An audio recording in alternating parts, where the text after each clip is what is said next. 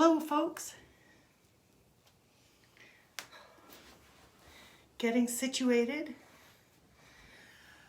on a new night. Do you think I need another candle? Move this back and put this in between. Maybe I need a second candle. Nah, this'll do. I have some flowers tonight, ready for my morning altar, because tomorrow is Beltane. It is a cross quarter. It is halfway between the vernal equinox and the summer solstice. I think I need another candle. How gracefully do you think I can do this? Not very. Hold on. Let me go grab another candle.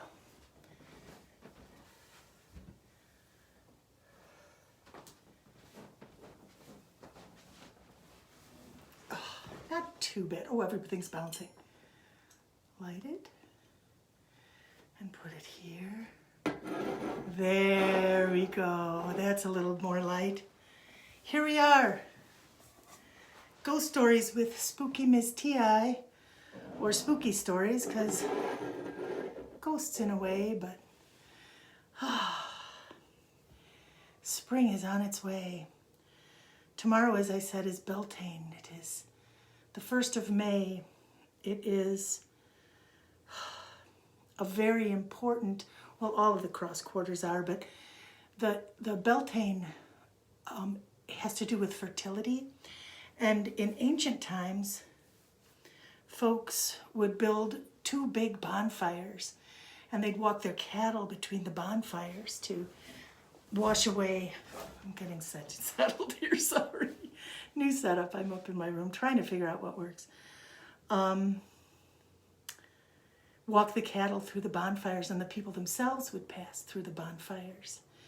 And as the night grew darker, this would be tomorrow night, couples would move outside of the light of the bonfires and do the things that couples do outside of the light of bonfires. And so tomorrow I'm going to see if I can get to the spring. On Imbolc, which was not the solstice but the cross quarter before that, I was able to go down to the Pine River with the help of my son Zach. The snow was, that's the 2nd of February, and the snow was, knee deep, and I'm not extremely mobile. So Zach met me at dawn, drove down from Traverse to the Pine River and helped me collect water at dawn for Imbolc. Tomorrow we're not going to do dawn, but in the morning we're going to go to the spring and collect some spring water. I'm hoping that I can make my way down to the water. It's a very steep ravine. I am planning on making my way there. If I can't, I'll be okay with that. I will watch as Zach makes his young, strong way down and brings me back the water, but I'll be out there in the place, that sacred place. So wish me luck and send me strength and balance. Those are the 2 things I will need tomorrow to get to the spring. So cheers, my friends. It's Friday, and it's Spooky Ms. T.I. Friday, so I hope you lit your candles. I hope you filled a glass or a cup and are ready for whatever happens tonight, which will surprise us both.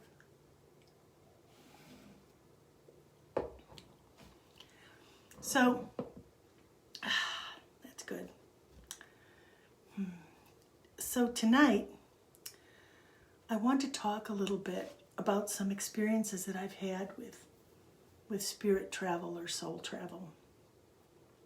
I'm going to take us way back to when I was a little girl. Most of you who are listening know that when I was 3 months old, my family moved into our ancestral home, and So I pretty much had all of my early childhood in our ancestral home, which was alive with spirits. Not just the spirits of my ancestors, but the spirits of those who were there before my ancestors were there. So when I was really young, right at the time when you're learning the nature of the world around you and naming that's a dog, that's not a dog, that's a, I was in a place where things would slip in and out from at surprising moments. Sometimes predictably, there were some things that we could count on. You remember my story of the slinky lady, that we could literally count on 1,000, 1,000, and measure her steps as she appeared and reappeared in our vision and in our world. But there were also things that came in unexpected, in surprising and startling and sometimes frightening ways. So from an early age, I was very much aware of a place outside of normal reality. And I did not go to that place outside of normal reality, but I knew things slipped in from that place outside of normal reality. I knew they were not always there in the living room while I was playing with my toys.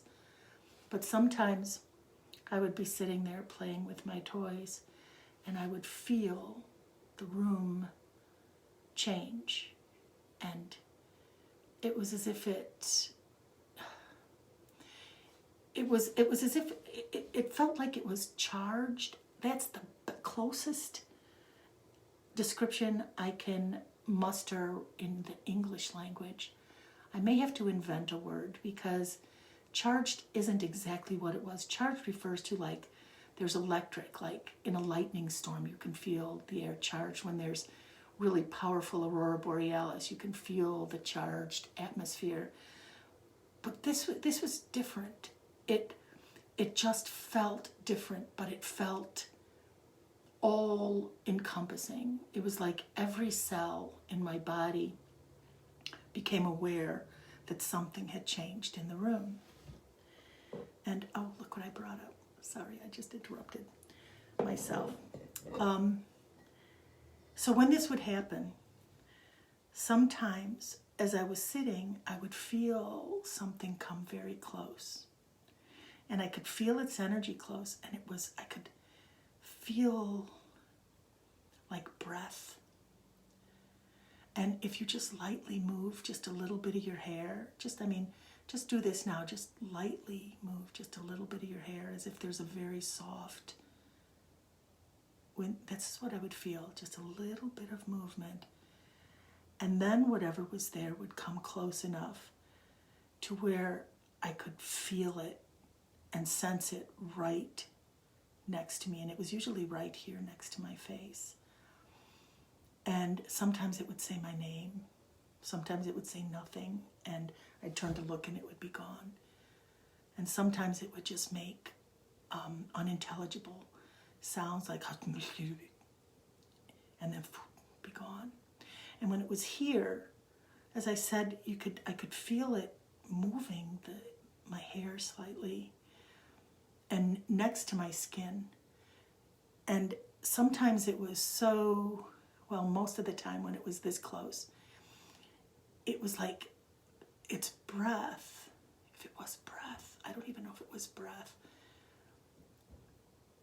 but that's the closest I can describe it as. Its breath had like an odor to it, but it wasn't an odor like you walk in a room and say, somebody's burning scented candles. It was not like a real smell, but it was something that I sensed with my olfactory nerves. It was so present that it was like, your olfactory nerves are really big nerve endings, and they pick up molecules, and that's how you smell things. That's the science of it. And so it had a very specific odor, but it wasn't an odor. But it wasn't a real odor. The way that it affected my sense of smell was predictable and always the same. This one thing that would come in and go, and be gone. And it was very disconcerting because that really only happened to me downstairs. I never felt that energy upstairs in the bedrooms. I felt other things up there, but I never felt that energy. Only downstairs did I feel that stuff. I don't know why. That's just how it was. And so from a very little age, from a very young age, when I was really little, it would happen often enough and be disconcerting. When it would happen, I would look around and see if anyone else was reacting to this experience, if this was something that was only happening to me or if it was something that was happening to everyone. And most of the time, it was only happening to me. But sometimes when this would happen, when I would feel that and smell that, I would see its effects on the others in the room. Like sometimes I would see my little sister and she'd be playing fine, and all of a sudden her brow would furrow and she'd scowl and, she'd get like mad. When my dad was in the room and this would happen, he would really be affected by it. And I know I've told you some stories of things that he did and experienced, that I experienced him do. But it would affect him and change the color of the skin on his face. And then when it would dissipate, it would just be gone. And so it wasn't like there was something happening that made my little sister angry or made my brother hit my other sister just out of the blue, or it would leave as soon as it came in. And I don't know if they felt it as close or if they were just picking up all the energy, but I felt it right next to me. It may have actually been this close to everybody because this thing was not like a person coming up too close to you. Whatever this thing was, it could have been simultaneously affecting and coming too close to everyone in the room. And so from really little, I mean like toddler age, I started trying to, what I called, it was kind of weird, but I described to myself as pushing out my skin. I know that sounds really weird, but that was the only way I could describe it, because what I became aware of is that I could feel it come very close to me, and I felt like I had a skin just outside of my normal reality skin. It was about an inch off of my skin. And so by the time I was about 3 or so, when this would happen, it would be like if you go and push out your cheek, but I wasn't pushing out my physical cheek. I would push out my skin, my outer skin. What I know now was my aura, or my energetic skin, my bubble. And when I would do that, it would come really close, and when I would push it out, it would go. And it was usually on this side, on my, right here, this right side of my face that I would feel it. But sometimes I would feel things back here, and I could push my skin out there too. And so I would practice pushing out my skin even when it wasn't there. So I would sit and I would feel myself and I would think of my skin outside my skin and push it out in different places. I started with my hands. I was able to do it with my hands. And the way I did this, now I lived in a house with a lot of kids and a lot of chaos. And I found that being able to sit and concentrate on anything was nearly impossible.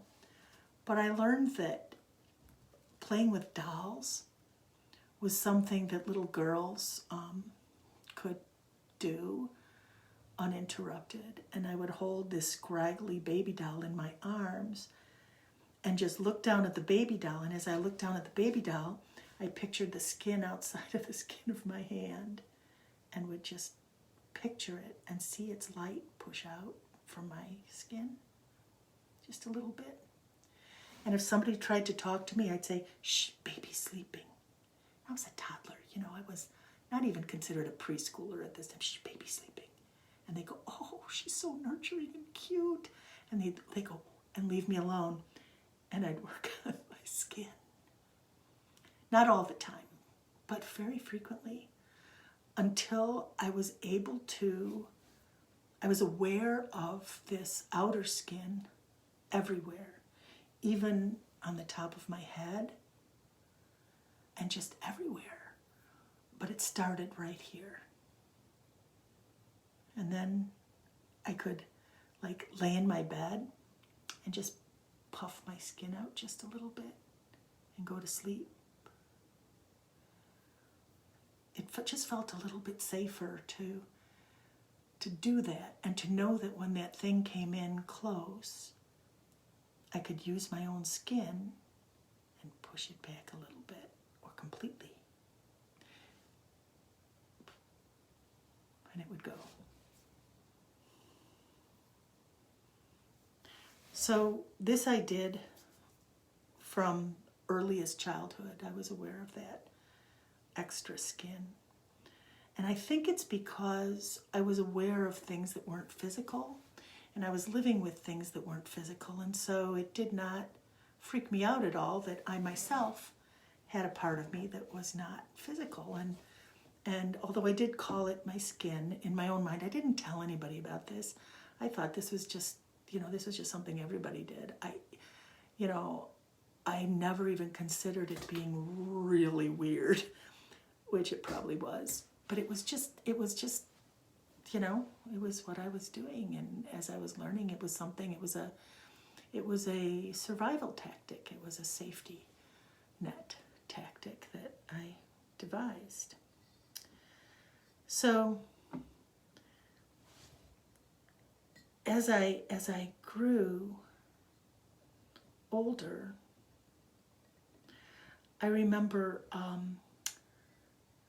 I know I told you the story of the man in the closet when we were a little bit older, when we were maybe 5, 6. I don't think I was in kindergarten yet, so 4 or 5 years old. My sister Kate and I got our own room.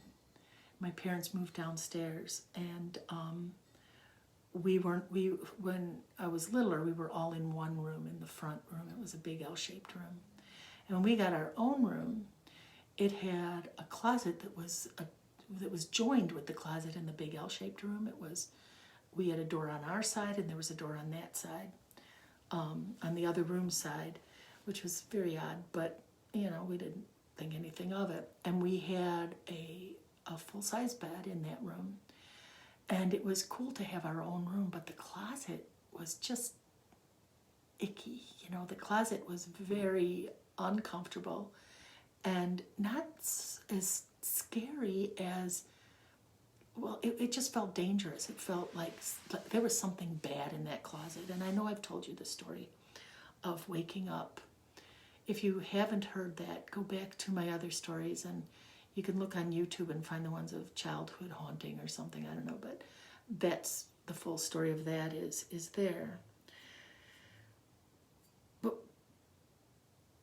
I'll do a very brief thing because it's kind of important for those who don't know that story. So in that closet, Kate and I would never go in that closet. When we put our clothes away, one would hold the door open and the other would put the clothes away.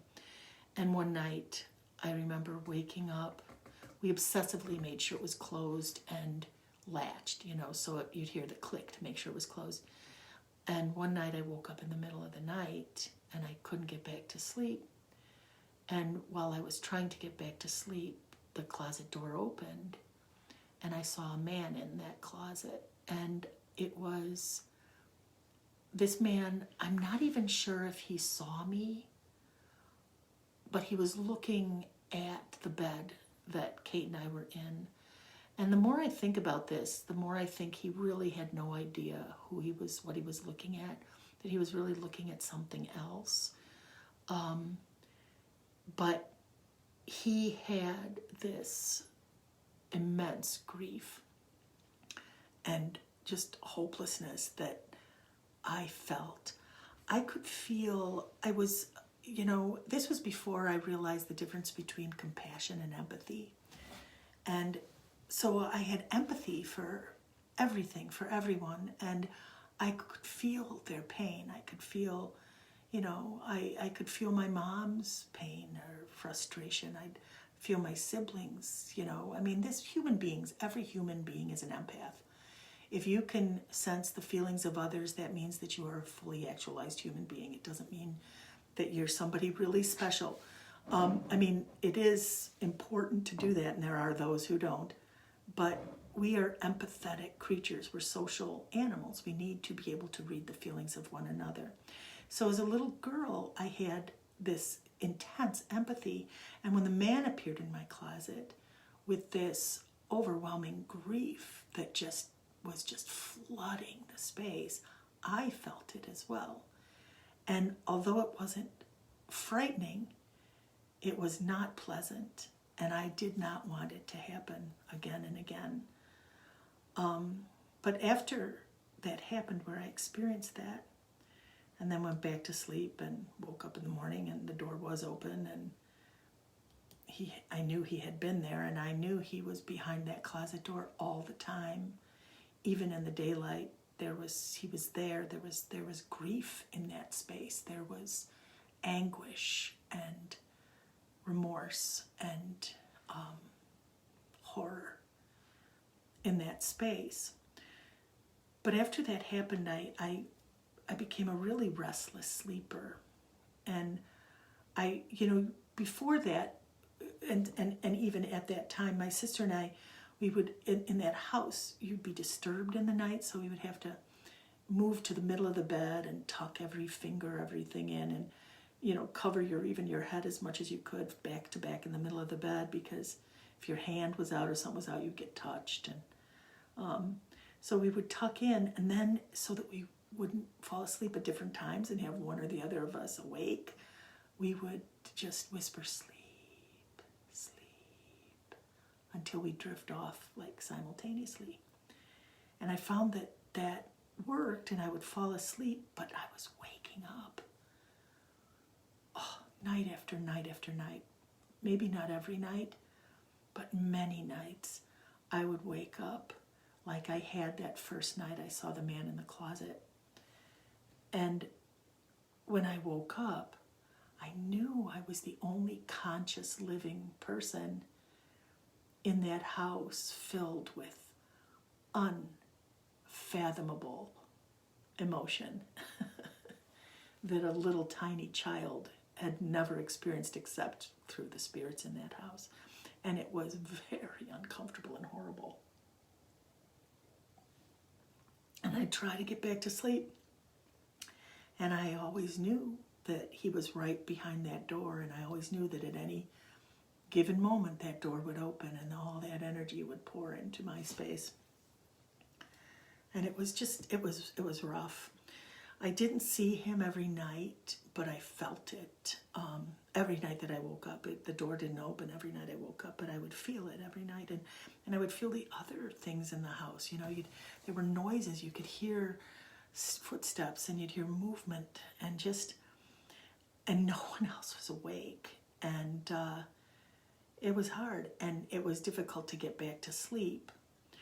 But I would, eventually. And it wasn't healthy, to not have a full night's sleep. I was a little tiny girl, and then go through your day in a house of spirits. But I remember one night that really changed my life, where I was starting to wake up, and I knew it was the middle of the night.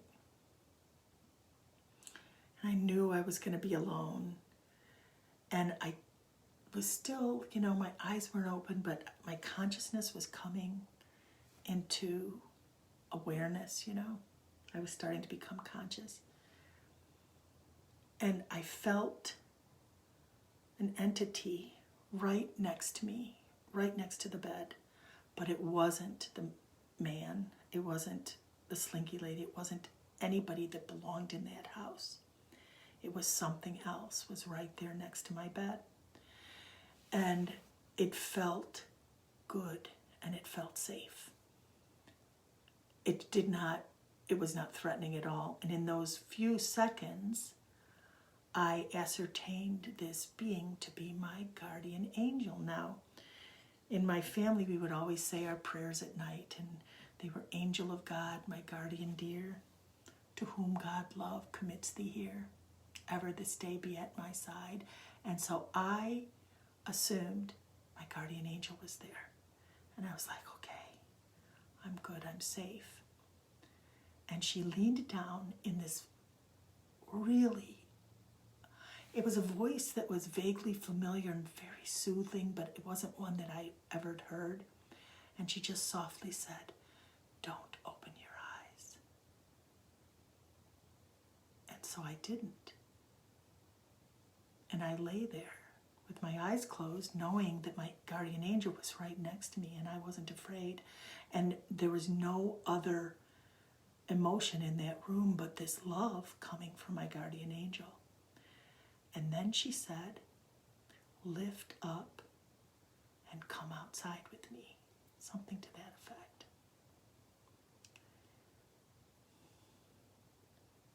And I kind of knew what she meant. I had been practicing my skin outside of my physical skin.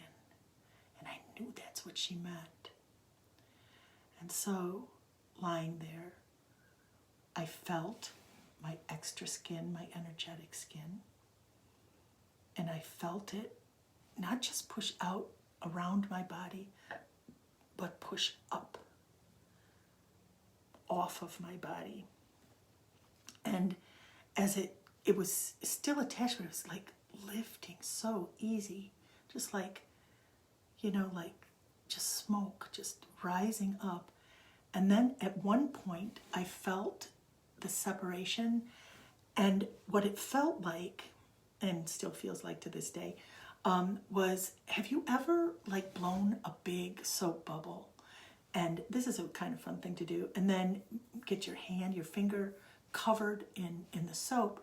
You could put your finger inside that bubble and pull it out without popping the bubble if you're really careful and if you don't have any hangnails. Well, when you do that and you pull your finger out and feel it close right at the end, that's what it felt like. Or stick your finger in Jell-O, and hard Jell-O, so when you pull it out, that's what it felt like. And all of a sudden, I was outside of the house and I was in my front yard. And my guardian angel was still there, because I remember seeing her hand, holding my hand. And I was just standing outside the house where nothing could get me. We were under the streetlight. But it was nighttime, and yet it didn't seem dark. Now, I could have been dreaming, but I'll tell you right now, I was not. Because I could see everything so clearly. I couldn't feel when you're out at night, how it feels chilly. It didn't feel like that. I could not feel any temperature. It was like the temperature outside was exactly my own temperature. I could see everything perfectly. Every blade of grass, every leaf in the tree, the house, the car in the driveway, the tricycles in the backyard,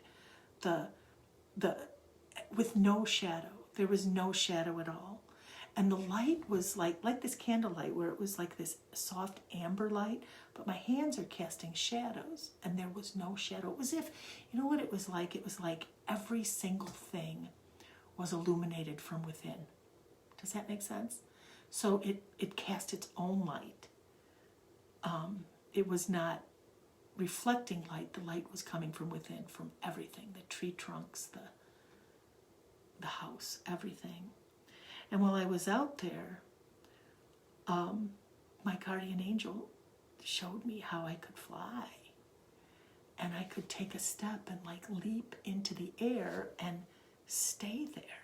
So I could propel myself further and further up with just intention and like breath, like the down in a little down feather that comes out of the pillow, and you can go and it will float up. I could do that with myself, with my own self, and I was flying up and floating and doing flips, and I found that I could like bounce off of the side of the house like a tennis ball, which I know now that my spirit self can go right through a wall. It doesn't bounce off, but I could still interact with an object in that way, any way I wanted. And I stayed out and played like that in that place until I knew it was morning, getting to be daylight, and all of a sudden, and I was all alone at this point. My guardian angel was not there, and I got worried, like, oh my gosh, if mom and dad wake up and I'm outside and I've been out all night, I'm going to be in big trouble. I'm going to get a licking. And my guardian angel just appeared and took my hand. And the next thing I knew, I felt like I was falling at great speed and woke up like I had fallen off a cliff and just woke up. And I was awake and it was morning. And I was like, whoa. And I didn't see her again. I only saw her that once, but I realized that it was my extra skin that I was able to peel away from my physical body and take out. And so from that time on, I did that. And I would leave many nights in that house. When I would wake up and I would feel spirits start moving in, I would just like exit stage left, and out I'd be. And all I had to do was think about the front yard, and there I was. And sometimes I would go past the front yard. Sometimes any place that I knew, I could go to Grandma's backyard, and we weren't allowed to climb in her cherry tree because I think she was afraid of us breaking our necks, but she told us she was afraid we'd break the branches of the tree. She was not one to show a whole lot of affection. But I could go and be in that cherry tree and go all the way to the top and like just float up on the top of the cherry tree and be standing up there and see what the neighborhood looked like from the top of the cherry tree, or from the other trees, or I just explored at night out of my body. The whole time we lived there, very regularly. Sometimes when I was a little bit older, instead of waiting until I woke up in the middle of the night, and then have to pull myself out, sometimes before I'd go to sleep, as we were saying, sleep, sleep, I would stay awake, and instead of sleeping, I would consciously lift my outer skin off of me and disappear. So when we moved out of that house, it wasn't necessary anymore. And so I sort of stopped doing that. Once in a while I would, it happened sometimes unintentionally, where I would find myself out in that place, like I had already gone to sleep, and then I was out in that same place, and it's the same color. The world, the non-ordinary world, or whatever you want to call it, was always the same color. So I always knew when I was there. It was different than in a dream. Just the glow of everything was different when I was actually outside of my body. But I wasn't really doing it intentionally because I had no need to do it intentionally. And I could actually sleep full night, get a full night's sleep, which was pretty amazing. I remember full night sleeps. But then when I was a young adolescent, I got sick. And I got really sick. and I never recovered. And I got, it took like a couple of years to get a diagnosis, which they told me I had juvenile rheumatoid arthritis. And I was in just terrible pain all the time and was really crippled. I couldn't, I had no energy. I had this unbearable fatigue. It was not being tired. Anyone who has experienced real fatigue will know what I'm talking about, where like, okay, I want to take a drink of this glass, but I have to think about lifting up my hand to pick up the glass, and then I have to get the glass to my mouth. And I would do it and barely be able to.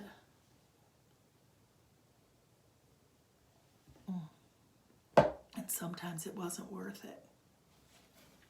That kind of fatigue. And real extreme physical pain for a kid,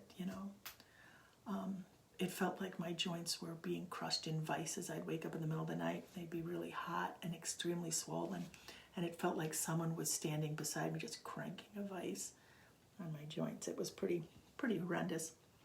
And so I remembered that I could leave with my outside skin. So now by this time, I'm an adolescent, and I'm really interested in the metaphysical, and I've read about astral traveling. And as I was reading about it, I realized, dude, that's what I've been doing. That's what I've always done. And so I thought, well, if I could leave my body and not feel it when there were frightening things in the room, I can leave my body and not feel it when I'm in a lot of pain. And this is what my therapist called disassociation. But I was astral traveling. And so I found it a little more difficult to separate my outer skin from my body, to separate my spirit body from my physical body. And I read about some ways that others had done it, where you the space between your eyebrows is your mind's eye. And in what I read, you lie someplace comfortable.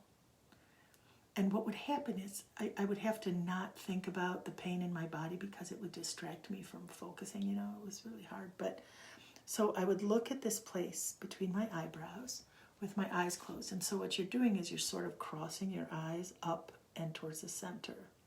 And as I would do this, with no part of your body crossed, you can't have your hands in your chest, they have to be just to the side, because you want to be able to just lift off without having to get through other body things, according to the thing. But I found that I can be in any position now. But so I would look at that place and light colors. The first thing I would see would be colors, and they would be like pulsing, undulating colors coming in from the side and from the bottom, and they would move like this in my field of vision as I would be focusing on my mind's eye here.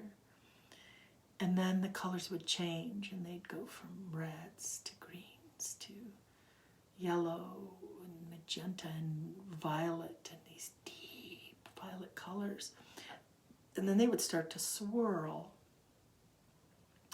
like swirling around. They'd be still undulating, but swirling around. And as I would be watching these colors swirl, they would form like a tunnel. And if I kept my focus, what I would do is I would picture where I wanted to go. So I wasn't just exiting my body. When I was first doing this, I pictured where I was going to take my body. I remember one of the first times I did this, I wanted to go to the top of the water tower in our town. I don't know why, just up high. So I'm looking at this tunnel, and I'm picturing the top of the water tower. And then what would happen is there'd be like a pinpoint of white light down at the edge of the tunnel. And I would focus on that white light. And in that white light is where I would picture where I wanted to go. And the light would just get bigger and bigger, like my dad Halley's Comet stories. And the other colors would fade until all of a sudden I would get to like the event horizon, I suppose, because there was at one point where all of a sudden the white would just explode all the rest of the color away, and I would be out and be at that place where I was focusing. As I did this, and when I did it, the first time after probably a few years of astral traveling at all, of spirit traveling, it was astounding that I was like there. And again, I recognized the color, and it was so familiar. And as soon as I was out and recognized it, and knew what I was, recognized everything that I had done and how I got there, subsequent adventures abroad became easier and easier. However, there were times when, as I was focusing out and looking for that white light, that I would see these awful, terrifying faces coming at me from the periphery, from the sides. And they would be like misshapen human faces or monster faces, teeth, and just, looking dangerous and evil. And it was like, go back, scaring me. And a few times when this happened, I would all of a sudden wake up, and it scared the hell out of me. Like, what was that? I'm and and then I'd try again, and they would be there again. And it was like something was blocking me from doing this. And I didn't know if it was my own subconscious or if there was actually something there in the way. I don't know. But at one point, I remember one time when I was just feeling really awful. And I was pushed back awake with those things. And I was like, and as soon as I was pushed back awake, I could just feel that crushing pain. And I'm like, I'm not staying here. I'm doing this. And so I breathed calmly and went back into that space. And as they were coming at me from the sides, I just focused on the edge of the tunnel. And I paid them no attention whatsoever. And I just kept focusing and kept focusing. And pretty soon, poof, that white. And I was out. And I learned that I could just get past them without them affecting me at all. Now, when I would leave my body, I was still attached to my body. I wasn't all of a sudden just a spirit with a body in a different place. I was always still attached and part of that. And I was trying to think of how to describe that would be kind of understandable. And what I came up with is kind of weird, but it's like walking into Lake Michigan, okay? And the water is really cold. And so when I go into Lake Michigan, I start, I take a walker in, but so I get in about waist deep, and on a hot summer day, the top of my body is warm and hot in the sunshine, and I'm keeping my arms up because the water's cold, and when you put your arm, it's like, trying to get in the water, and the bottom half of my body is in the really cold water, but the top half of my body is in this warm sunshine.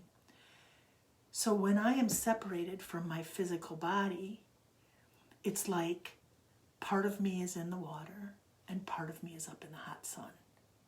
We're still attached, but we're in completely different environments, completely different realities.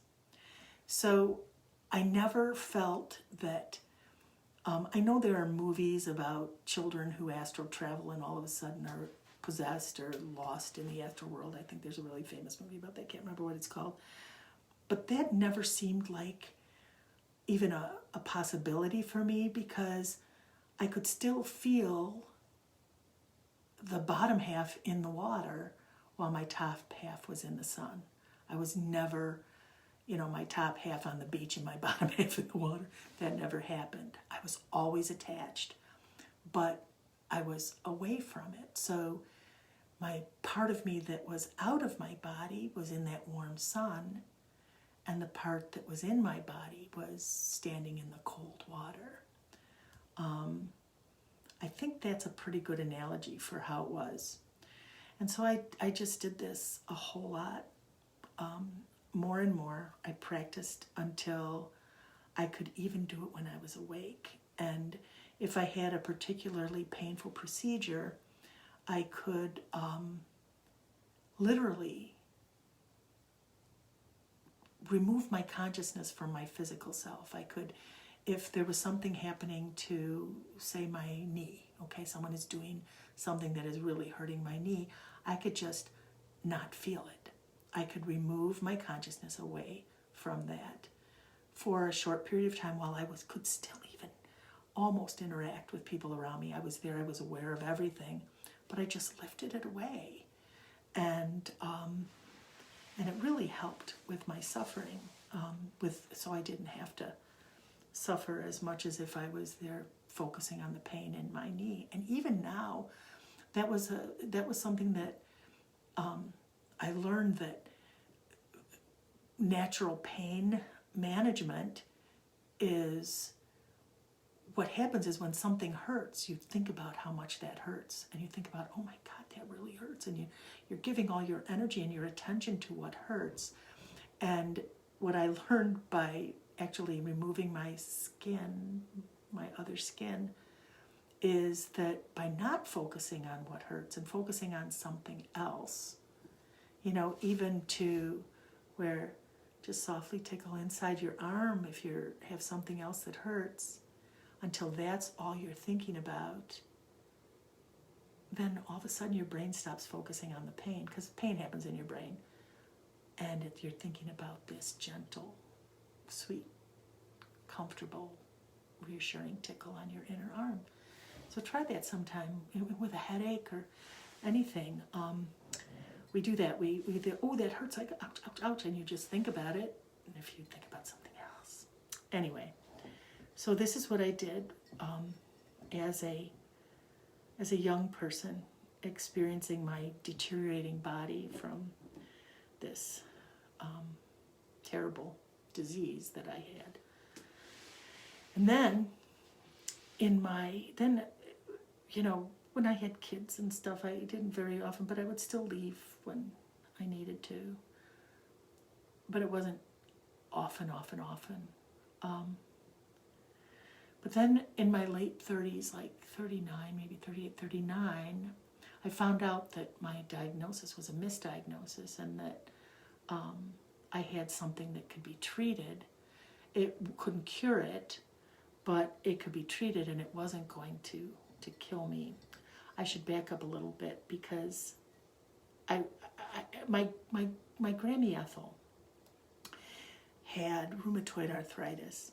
And so when I was diagnosed with juvenile rheumatoid arthritis, all I could think of was my grandmother, and she was in the end stages of severe rheumatoid arthritis. Her body was just gnarled, and she was so crippled, and she was in so much pain, and she was all puffy from steroids, and she had always been so beautiful. She always had pearls and earrings, and this is the grandmother who sent me to find the fairies. But she was so crippled. And I remember one summer when we were up north, she and Gramps had a cabin, and they had expanded the cabin to have a great room so that Grammy Ethel could have a hospital bed and be out where the company was and where everybody was, but still be able to be in her hospital bed. And that spring, I had this particular spring, I had some surgery. Now, back in those days, I had knee surgery, and my orthopedic surgeon thought that, they could do maintenance surgery and keep me walking, which actually did work, but it also enhanced the inflammation. But anyway, so I had surgery, and in those days, this was in the last century, so they knew nothing about the importance of rehabilitation and physical therapy. And so after the surgery, first of all, I'm in the hospital for weeks and weeks, so everything atrophies.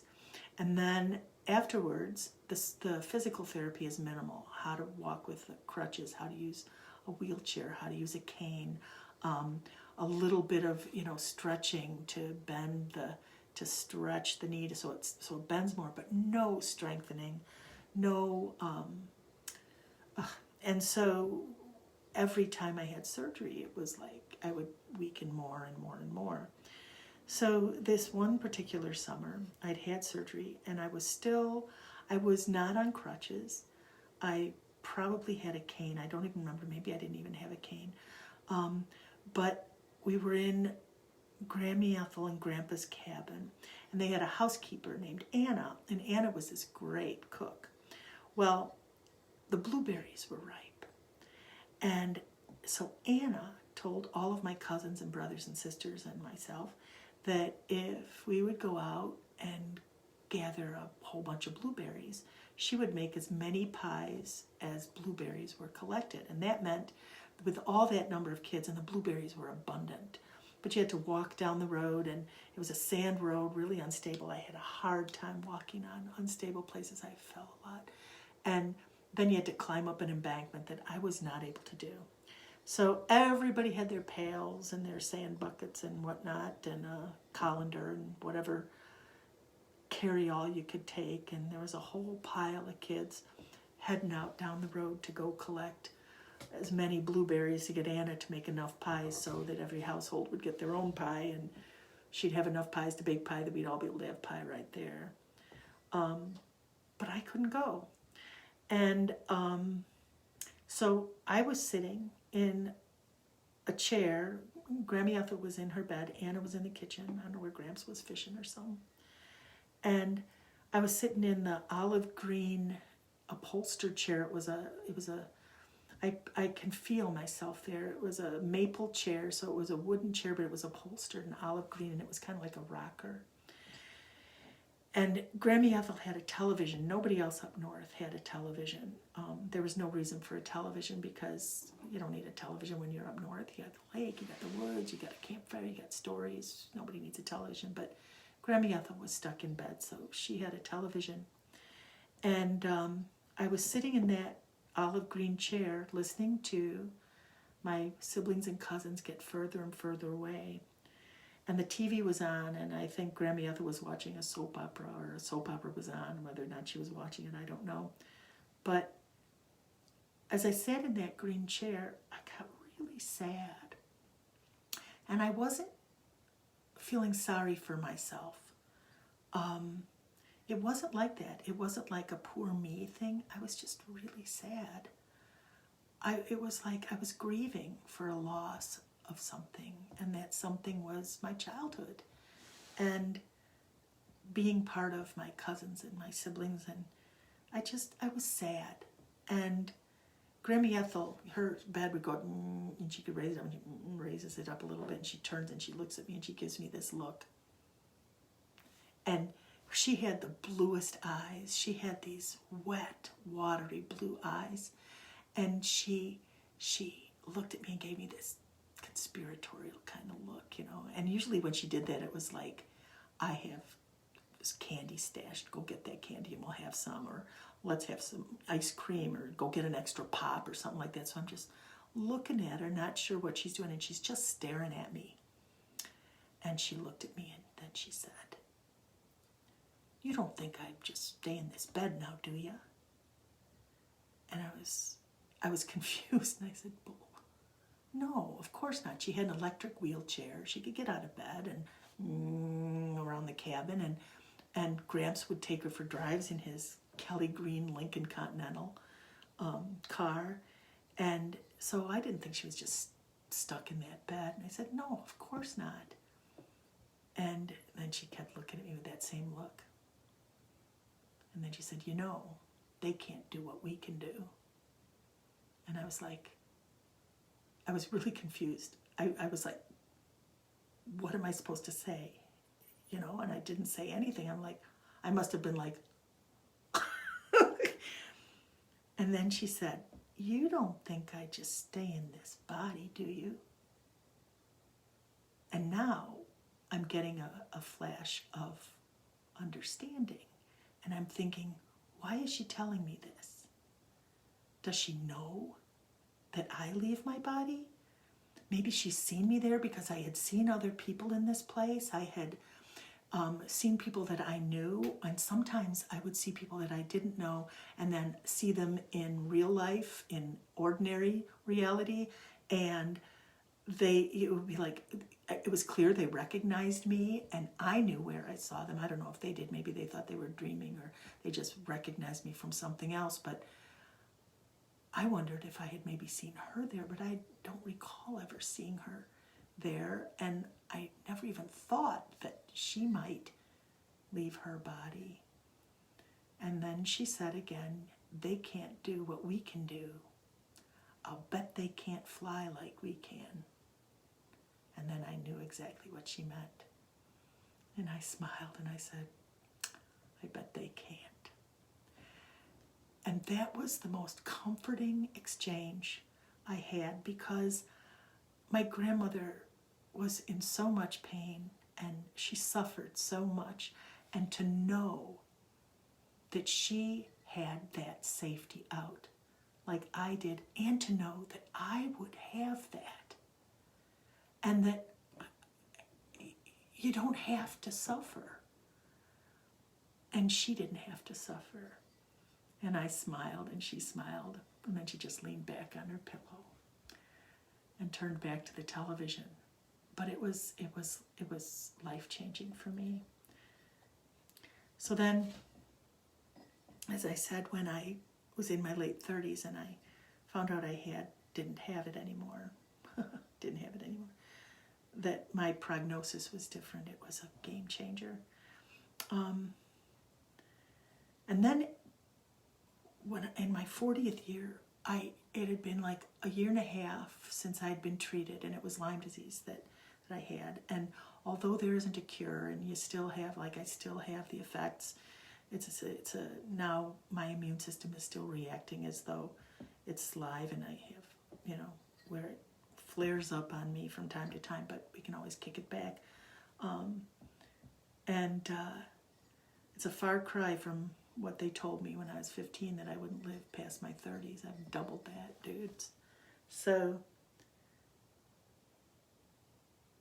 when I was 40, I had it was like the most amazing awakening in my 40s. So those of you that are just turning 40, my children's friends and children themselves, this was the most powerful time of my life. It was my awakening, and it's only kept getting better from that time.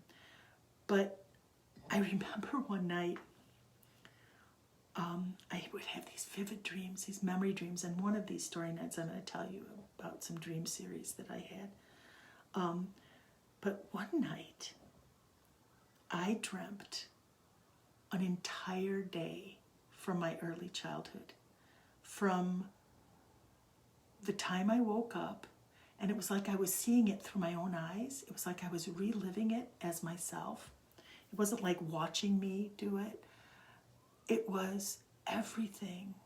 And I could feel putting on my clothes and how they felt in the pilly shirt. And I felt breakfast, and I experienced the entire day. And it wasn't a special day. It wasn't a day that would be, burned in my memory like a birthday or Christmas or something, or a day where there was a particularly scary spiritual event or a violent family event. It was just a normal, it was like, Tuesday. And I experienced the whole day in my dream. I just dreamed the whole day. I saw and heard my mother's young voice, and my father coming home from work, and my siblings playing, and supper, and bedtime. And just as I was falling asleep at bedtime, I woke up, and I heard Bunce. Bunce was next to me, and he didn't snore, but he would do this where he would take a deep breath and go.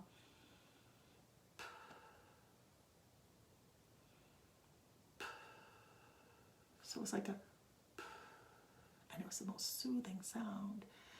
And I just smiled, and I thought, What an amazing gift my brain gave me right out of my memory.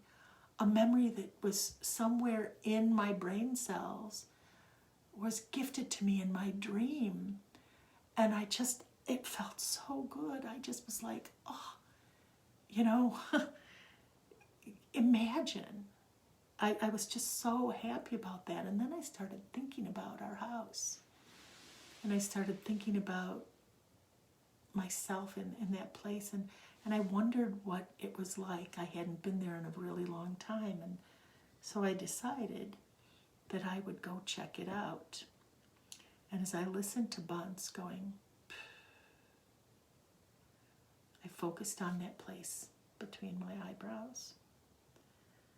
And I passed through that tunnel, focusing on the front of my childhood home, the ghost house. And there I was standing in front of it. And I expected to be standing in front of, the house as it was now, or at that time. And I looked at it, and I was just out in front under the streetlight. And it was the streetlight hadn't changed at all, and everything was just like that first night I left my body and was out in front of the house. And then I noticed the car in the driveway, and it was the car of my childhood. And I thought, I'm there. And so I wouldn't have gone in if other people were living there, because I'm not a voyeur. I have visited some people, but don't worry, I'm not creepy that way. But I just pictured and went in the living room. And it was my childhood living room. The toys were still scattered on the floor, the little green metal car that my dad would swear like crazy every time he stepped on it was still on the floor. And everything was lit in that light where it seemed like the objects were all self-illuminated. I was in that astral place. I was in that spirit place, that non-ordinary reality. And I went in the kitchen, and I saw my childhood kitchen the way I had dreamed it just prior to this.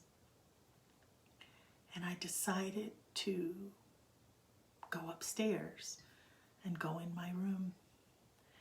And I did. And I was in that little room with that terrifying closet. And as I stood there, I started being able to feel the house spirits start to move in. And I sensed them moving in, and I wondered, because now I'm like a ghost there. I'm a ghost in my own house. And I wondered if they would know I was there. And for a minute I had some trepidation, but then I realized, the rest of my body is in the water right there. So if things get dicey, I'll just get out of the water,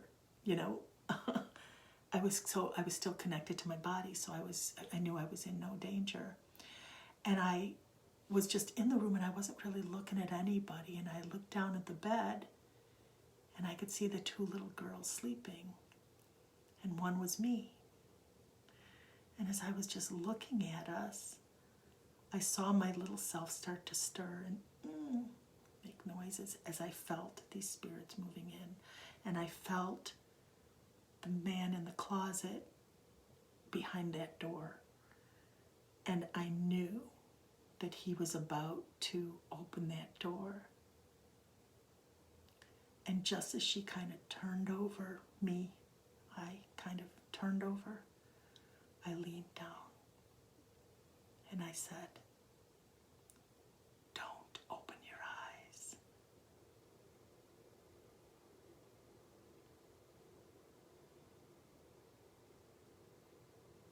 And then I told her, "Lift up and come with me." And we did.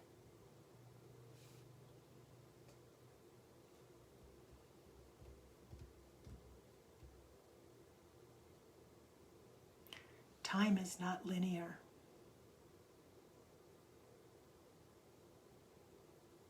The dream that I had of that day, as it turned out, was the day before my guardian angel came and told me not to open my eyes. And that was me. So when people ask me, how did you learn to spirit travel? I can, in all honesty, say I taught myself. I don't know how that happens. All I know is that time is not linear. We are at all times in our life, or lives, all of what we always were. And we're always connected. And we can reach into that child and say, don't open your eyes. I'll keep you safe.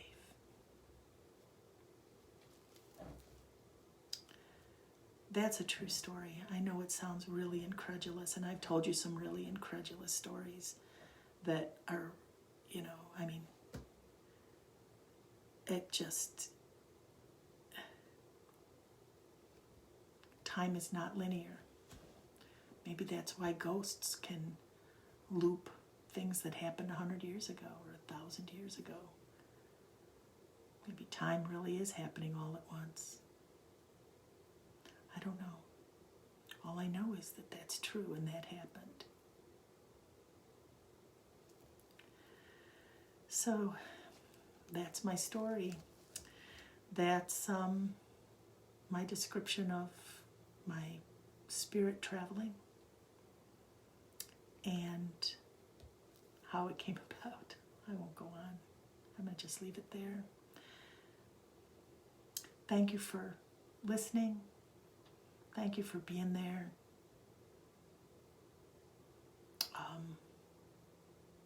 I'm so grateful to be able to tell these stories and share these experiences. These are things that have been pivotal in my journey, and